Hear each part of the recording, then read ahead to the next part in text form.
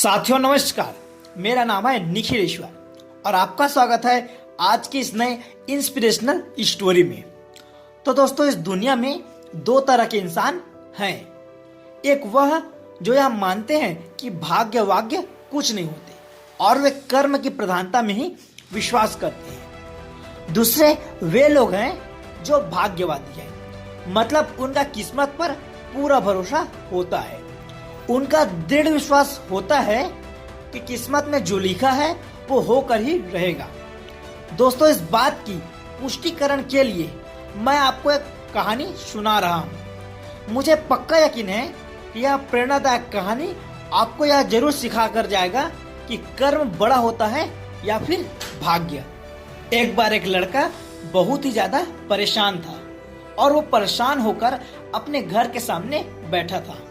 वह कोस रहा था कि मेरे पिताजी ने जितनी संपत्ति मेरे लिए छोड़ी थी वह सब अब खत्म हो गई। अब मैं क्या करूं? उसी समय उसके पिता के एक मित्र वहां से गुजरे और उसे समझाने लगे कि भाग्य में जो लिखा है वही होगा। उसी रात उसे स्वप्न भी आया कि तुम्हारा भाग्य पहाड़ों की चोटी पर तुम्हारा इंतजार कर रही है। अगले ही दिन सुबह वह लड़का उस पहाड़ की चोटी की ओर चल पड़ा जिसका उसे सपना आया था कि उसका भाग्य वहां उसका इंतजार कर रहा है। पहाड़ की ओर जाते हुए उसे रास्ते में एक जख्मी शेर मिला। शेर ने उससे पूछा कि कहाँ जा रहे हो?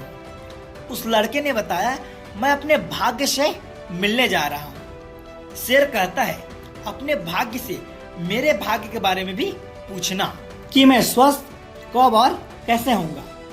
आगे रास्ते में उस लड़के को भूख लगती है तो वह एक बाग में खाने के लिए फल तोड़ता है, लेकिन कड़वे होने की वजह से फल को फेंक देता है। बाग का मालिक उसे बताता है, कड़वे होने के कारण कोई भी मेरे बाग के फल को नहीं खाता।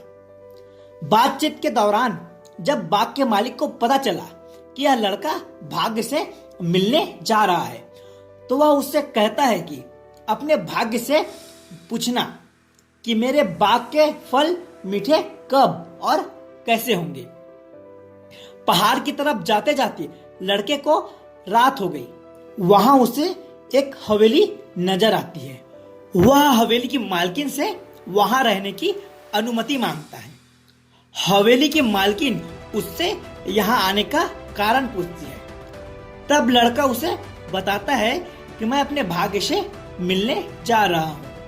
हवेली की मालकिन कहती है, अपने भाग्य से मेरे बारे में भी पूछना कि मुझे खुशी कब और कैसे मिलेगी।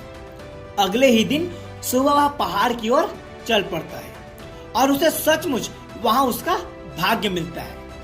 वह लड़का भाग्य को साथ चलने के लिए कहता है तथा शेर बाग के मालिक और हवेली की मालकिन के सवालों के जवाब भी मांगता है। भाग्य तीनों के सवालों का जवाब दे देता है और कहता है, तुम चलो अपना कर्म करो, मैं तुम्हारे पीछे पीछे आता हूँ। वापिस आकर हवेली के मालकिन को वह बताता है कि जब तुम शादी करोगे तब तुम्हें खुशी मिलेगी। इस बात पर हवेली की मालकिन उस लड़के को ही उससे शादी की बात करती है और कहती है कि मुझसे शादी के बाद तुम मेरी हवेली के मालिक बन जाओगी, तुम्हारी गरीबी दूर हो जाएगी और मुझे भी खुशी मिल जाएगी। लड़का बोला, नहीं, मैं तुमसे शादी नहीं करूंगा क्योंकि मेरा भाग्य मेरे पीछे आ रहा है। मैं तुम्हारे साथ रहकर अपना भाग्य खराब नहीं कर सकता।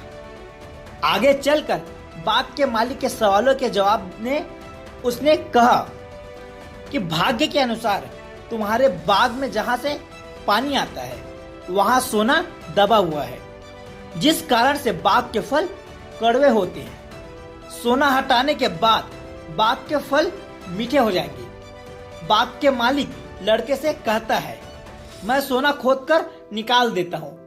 तुमने मुझे समस्या का समाधान बताया, इसलिए सोना तुम ले जाना।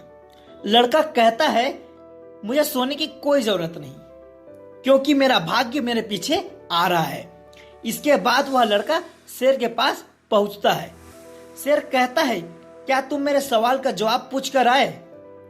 लड़का कहता है, भाग्य के अनुसार जब तुम सबसे मूर्ख इंसान को खाओगे तो पूरी तरह से स्वस्थ हो जाओगे। शेर ने कहा, तुम्हारा बहुत बहुत धन्यवाद, मैं तुमको कुछ इनाम देना चाहता हूँ। लड़का ने कहा, मुझे इनाम की कोई आवश्यकता नहीं है। लड़के ने शेर को बताया कि हवेली की मालकिन ने भी मुझसे शादी करने का प्रस्ताव रखा था और बाग के मालिक ने कहा था, तुम सोना खोदने में मेरी मदद कर दो और पूरा सोना ले जाना, लेकिन मैंने उन्हें भी मना कर दिया। शेर ने पूछा, तुमने ऐसा क्यों किया? लड़के ने जवाब दिया कि मैं उन सब से कहा कि मेरा भाग्य मेरे पीछे आ रहा है, इसलिए मुझे आवश्यकता नहीं है। लड़के का जवाब सुनकर शेर ने आओ देखा ना ताव देखा, उसी क्षण उस लड़के को खा गया। शेर ने कहा कि तुमसे बड़ा मूर्ख इंसान मुझे शायद ही कोई मिले, क्योंकि तुमने भाग्य के इंतजार में गरीबी दूर करने के 2 अमूल्य अवसर खो दिए।